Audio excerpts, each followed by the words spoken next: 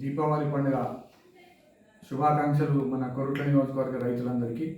ముఖ్యంగా ముఖ్యమంత్రి రేవంత్ రెడ్డి గారు ఏదైతే మక్కల కొనుగోలు కేంద్రాలు ప్రారంభించడం జరిగిందో దానికి రైతుల పక్షాన కృతజ్ఞతలు చెప్తున్నాం.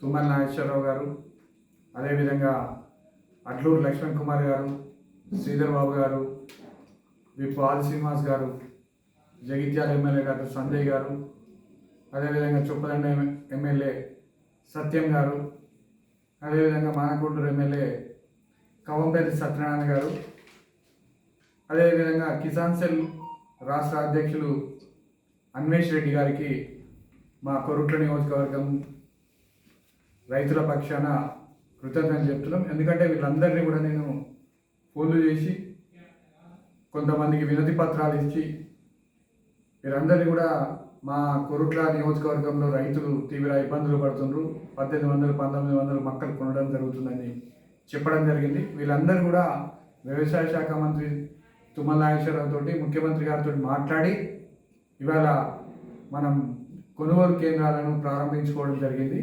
అందుకు వీళ్ళందరికీ కూడా రెండు చేతులతో నమస్కారం చెప్తూ మా కొరుట్ల నియోజకవర్గ రైతుల పక్షాన కృతజ్ఞత తెలియజేస్తున్నాం.